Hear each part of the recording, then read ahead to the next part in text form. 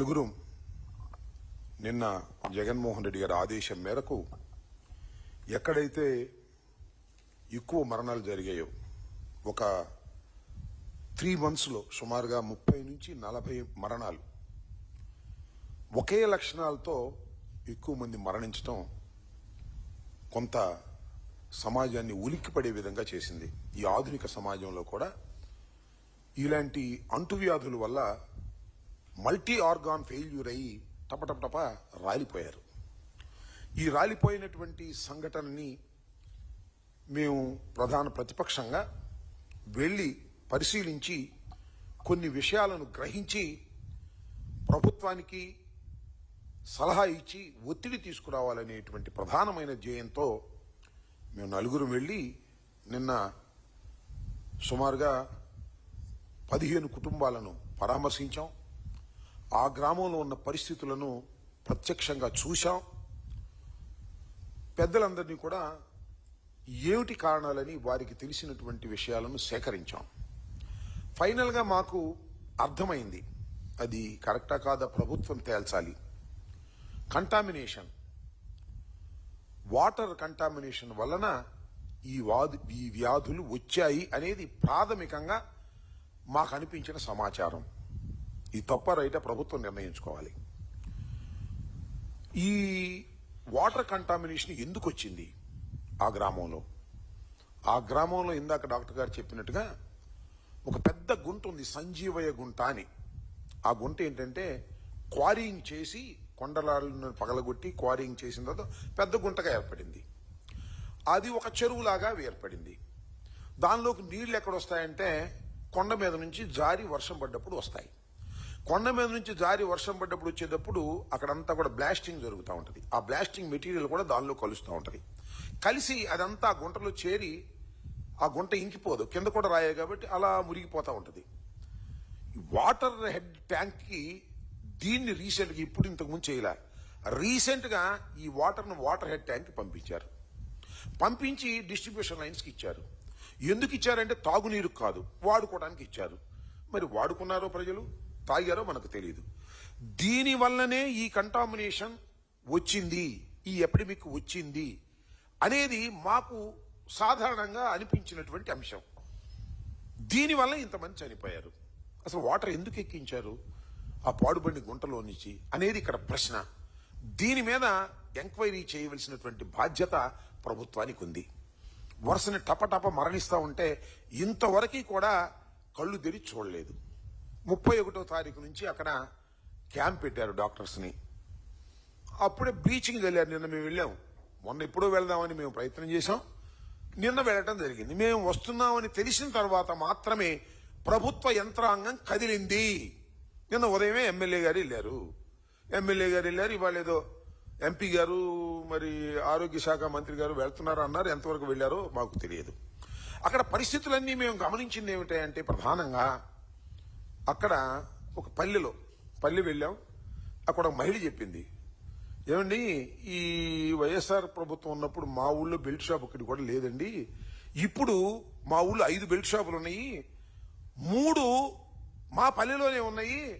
టపటపా దొరుకుతుందండి మద్యం, మంచినీళ్ళు అయితే దొరకటం లేదండి అనేటువంటి ఆవేదన ఆమె వ్యక్తం చేసింది. దీన్ని బట్టి మాకు అర్థమవుతుంది ఏంటంటే మందు మాత్రం విచ్చలవిడిగా ఇస్తున్నారు, మంచినీళ్లు మాత్రం ఇవ్వడం లేకపోతున్నారు. కేవలం ఆ ట్యాంకులోంచి వచ్చేటటువంటివే కొనుక్కోవాలన్నా కూడా పేద ప్రజానీకం కొద్దిగా ఇబ్బంది పడుతున్నటువంటి సందర్భం. నేను ఇక్కడ ఒకటి గుర్తు చేస్తాను మీ అందరికీ కూడా. చంద్రబాబు నాయుడు గారు చాలాసార్లు చెప్పాడు, గుర్తుంది కదా, బెల్ట్ షాప్ పెడితే బెల్ట్ తీస్తా అన్నాడు. మరి బెల్ట్ తీసిన సందర్భమే లేదు. నిజంగా ఎందుకు ఈ విషయాన్ని ఇక్కడ ప్రస్తావన చేస్తున్నానంటే మందు బాబులకు ఈజీగా ఇన్ఫెక్షన్ వస్తుంది, షుగర్ ఉన్న వాళ్ళకి ఈజీగా ఇన్ఫెక్షన్ వస్తుంది. ఈ వస్తున్నటువంటి వాటర్ కంటామినేషన్తో వాళ్ళు చనిపోవడానికి ఇది కూడా ఒక ప్రధానమైన కారణం అనేది అర్థమవుతా ఉన్నది. అయితే గ్రామంలో మందు లేకపోతే తాగరంటే తాగొచ్చు.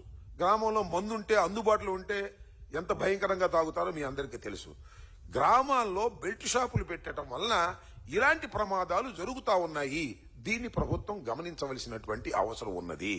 కేవలం ఇది మానవ తప్పిదంతోనే జరిగిందనేది మాకు వచ్చినటువంటి ఇన్ఫర్మేషన్. ఏదో ప్రభుత్వాన్ని విమర్శించాలని కాదు. ఆ గ్రామంలో మరణాల పట్ల ఒక వాస్తవాన్ని మేము ప్రజలకు చెప్పాలనే ఉద్దేశంతోనే మేము వెళ్ళాం తప్ప ఇదేదో చంద్రబాబు నాయుడు గారి నెత్తి మీదో లేకపోతే అక్కడ ఉన్నటువంటి పాలకుల నెత్తి మీదో వెయ్యాలనేది కాదు. నిండు ప్రాణాలు 30 నుంచి 40 వరకు పోయాయి. అన్నీ ఒకే కేసు, మల్టీ ఆర్గాన్ ఫెయిల్యూర్. తీసుకువెళ్ళడం హాస్పిటల్కి, అక్కడ ట్రీట్మెంట్ చేయడం, ఇంటికి వచ్చిన చచ్చిపోవడం, కొంతమంది అక్కడే చచ్చిపోవడం.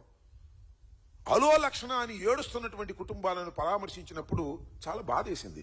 చిన్నపిల్లలు ఉన్నారు, 40 ఏళ్ల వ్యక్తులు చనిపోయారు. సరే 70 ఏళ్ల వ్యక్తులు చనిపోయారు, అది వేరే విషయం. 80 ఏళ్ల వ్యక్తులు, 40-45 ఏళ్ళు ఉన్నటువంటి వ్యక్తులు కూడా ఈ మల్టీ ఆర్గాన్ ఫెయిల్యూర్ వల్ల చనిపోయినప్పుడు ఎంత కుటుంబం ఎంత బాధపడుతుందో ఒకసారి ఆలోచించాలని కూడా మనం చేస్తున్నాం. దాని మీద ప్రభుత్వానికి మేము డిమాండ్ చేసాం. తక్షణమే ఆరోగ్య శాఖ మంత్రి గారు రావాలి, దాన్ని పరిశీలించాలి అన్నాం. మరి వాళ్ళు వస్తామన్నారు, మరి వచ్చారో రాలేదో మాకు తెలియదు. That is our demand. Number 2, మీరు మంచినీళ్ళని ఫ్రీగా ఇవ్వండి. ఏది మినరల్ వాటర్ శుభ్రపరిచినటువంటి నీరుని కొంతకాలం ఆ గ్రామానికి. రాష్ట్ర వ్యాప్తంగా ఈ గ్రామం అనేది ఒక ప్రమాదకరమైన గ్రామంగా తయారైంది కాబట్టి మంచినీళ్లను తక్షణమే మీరు ప్రతి ఇంటికి కూడా ఇన్ని లీటర్లను ఇచ్చేటటువంటి ప్రయత్నం మీరు చేయండి. It is an emergency. Number 2, మందు అక్కడ లేకుండా చేయండి, బెడ్ షాపులు తీసేయండి. 3వది, ఎవరైతే చనిపోయారో పేద ప్రజానీకం వారికి కాంపెన్సేషన్ ఇవ్వండి. ఇది మానవ తప్పిదం వల్ల జరిగింది తప్ప వారి దురదృష్టం వల్ల జరగలేదు, ఇది సహజ మరణాలు కాదు అనేది నిర్ధారణ అవుతుంది. వారే చెప్తున్నారు, వారి పత్రికలే చెప్తున్నాయి. కాబట్టి దీని మీద అంతేకాకుండా డాక్టర్ గారు నాకు చెప్పినట్టుగా అక్కడ ఇన్ఫెక్టెడ్ డిసీజెస్ డాక్టర్ ఒక ఆయన ఉన్నాడు, చక్రవర్తి గారని. ఆయన కూడా ఆ మధ్యన ఏం చెప్పండి, మెలీడియోసిస్ అనేది నిర్ధారణ చేశారు ఆయన, ఎక్కడో బాంబే పంపించి. అది చాలా ప్రమాదకరమైనటువంటి అంటువ్యాధి, వాటర్ ద్వారా వస్తుంది. అది అక్కడ కేసు రిజిస్టర్ అయిందని చెప్తున్నారు ఇంతకు ముందే. ఇలాంటి ప్రమాదకరమైనటువంటి ఆగస్ట్ 31 ఆయన చెప్పారు. ఇది ఇంత ప్రపంచం అంత దృష్టి పెట్టకముందే ఒక డాక్టర్ గారు చెప్పినటువంటి సందర్భం. ఆయన కూడా ఇన్ఫెక్టెడ్ డిసీజెస్ కి సంబంధించినటువంటి గుంటూరులో స్పెషలిస్టు, పెద్ద హాస్పిటల్. ఆయన దీన్ని ఐడెంటిఫై చేసినటువంటి సందర్భం. అప్పటి నుంచి కూడా ఇంతవరకు మరి ఏమి మీరు దాని మీద తీవ్రమైనటువంటి చర్య తీసుకున్నటువంటి సందర్భం లేదు. కాబట్టి ఆ చనిపోయినటువంటి కుటుంబాలను ఆదుకునేటటువంటి ప్రక్రియలో ఈ ప్రభుత్వం ముందుకు రావాలనేది మా డిమాండ్గా చెప్తూ ఉన్నాం.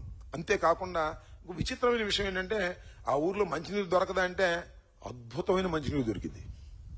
బోర్లలో ఏంటో తెలుసా, ఆ తురకపాలెం నుంచి సుమారుగా కొన్ని లక్షల లీటర్లు వ్యాపారం జరిగింది. ఏం వ్యాపారం తెలుసా, పెద్ద బోర్లు వేస్తారు నాబోటోడు, అక్కడ ఆ బోర్ల నుంచి ట్యాంకులకు అమ్ముతాడు. ఆ ట్యాంకులేమో గుంటూరు హాస్పిటల్స్కి, గుంటూరు హోటల్స్కి మంచినీళ్ళకి సరఫరా చేస్తారు క్యాష్తో. ఆ ఊరు అది ఒక పెద్ద బిజినెస్. భూగర్భంలో ఉన్నటువంటి నీరుని తోడుకొని అమ్ముకునేటటువంటి బిజినెస్ ఉన్నటువంటి ప్రాంతం అది. అక్కడ వాటర్ కంటామినేట్ అయ్యి మంచినీళ్ళు లేక 40 మంది చనిపోయారంటే సిగ్గుపడదా ఈ ప్రభుత్వాన్ని అడుగుతా ఉన్నా. ఆ గ్రామంలో ఏం కట్టడి చేస్తున్నారని అడుగుతా ఉన్నా. ఇంత దుర్మార్గమైనటువంటి కార్యక్రమాలు నిర్వహిస్తున్నటువంటి ఈ ప్రభుత్వం మరి వారికి సహాయం చేయకపోతే ఎలా ఉంటుంది ఒకసారి ఆలోచించమని మనం చేస్తున్నా. ఈ విధంగా కేవలం ప్రభుత్వం యొక్క నిర్లక్ష్యం వల్ల శానిటేషన్ లేదు. శానిటేషన్ ఉంటే ఇది రాదు, ఆ వాటర్ ఎక్కించకపోతే ఇది రాదు. ఇది మా ప్రాథమికమైనటువంటి సమాచారంతో మేము కంక్లూడ్ చేస్తున్నటువంటి అంశం. లేదు భిన్నంగా ఉందంటే చెప్పమనండి. ఆ మంత్రి ఆయన ఎమ్మెల్యే గారు అంటాడు జగన్మోహన్ రెడ్డి గారి టైంలోనంట శానిటేషన్ లేదని అందుకని ఇప్పుడు వచ్చిందంట. సిగ్గుండాలి మాట్లాడటానికి. ఇలా తప్పుడు పద్ది జగన్మోహన్ రెడ్డి గారి ప్రభుత్వం మీద 14 మాసాలు అయిపోయినా కూడా జగన్మోహన్ రెడ్డి గారి ప్రభుత్వం మీద, వైఎస్ఆర్ కాంగ్రెస్ ప్రభుత్వం మీద బురద జల్లి తప్పుకోవాలనుకోవటం సరైనటువంటి విధానం కాదు. తక్షణమే ఈ ప్రభుత్వం స్పందించాలి, వారి కాంపెన్సేషన్ ఇవ్వాలి, వాటర్ ఫ్రీగా ఇచ్చేటటువంటి కార్యక్రమం ఇవ్వాలి, తాగునీరు. అక్కడ ఉన్నటువంటి బెల్ట్ షాపుల్ని రద్దు చేయాలి. రద్దు చేయటం ద్వారా కొంత మేరకు మళ్ళా తిరిగి వ్యాధి విపరీతం కాకుండా ఉంటుంది. కాబట్టి తక్షణమే ప్రభుత్వం ఆ చర్య తీసుకోవాలి. మళ్ళీ ఒకసారి చెప్తున్నా, నారా చంద్రబాబు నాయుడు గారికి, ఆరోగ్య శాఖ మంత్రి గారికి, అదేవిధంగా డిఫాక్టో సీఎం ఆయన పేరేంటి లోకేష్ గారికి, మరొక్క ప్రాణం పోయిందా దానికి బాధ్యులు మీరే గుర్తుపెట్టుకోమని కూడా ఈ సందర్భంగా నేను చెప్పదలుచుకున్నా. మరొక ప్రాణం పోవడానికి వీల్లేదు. అక్కడ మీరు తగిన చర్యలు తీసుకోవడం ద్వారా మాత్రమే ప్రాణాలను కాపాడగలుగుతారనే విషయాన్ని గుర్తుపెట్టుకోమని కూడా ఈ సందర్భంగా చెబుతున్నాను. దీని మీద తక్షణం యాక్షన్ తీసుకోకపోయినట్లయితే మా ప్రక్రియ మాకుంది. మేము అపోజిషన్లో ఉన్నాం. 40% షేర్ ఉంది మాకు. ప్రజా ఉద్యమాల ద్వారా మీ మీద ఒత్తిడి తీసుకొస్తాం. ప్రజల్లో దీన్ని మేము ప్రచారం చేస్తాం. మీ ప్రభుత్వం ఫెయిల్యూర్ని ఎండగట్టేటటువంటి కార్యక్రమం చేస్తాం అనేది కూడా గుర్తుపెట్టుకొని తక్షణమే మేము చెప్పినటువంటి, మేము డిమాండ్ చేస్తున్నటువంటి న్యాయబద్ధమైనటువంటి డిమాండ్ను ఆ గ్రామ ప్రజల నుంచి మేము తెలుసుకున్న దాని మీద గ్రామ ప్రజల యొక్క రక్షణ కోసం మేము చేస్తున్నటువంటి ఈ డిమాండ్లను మీరు తక్షణమే ఆమోదించాలి, అమలు చేయాలని కూడా ఈ సందర్భంగా నేను చెప్పదలుచుకున్నాను.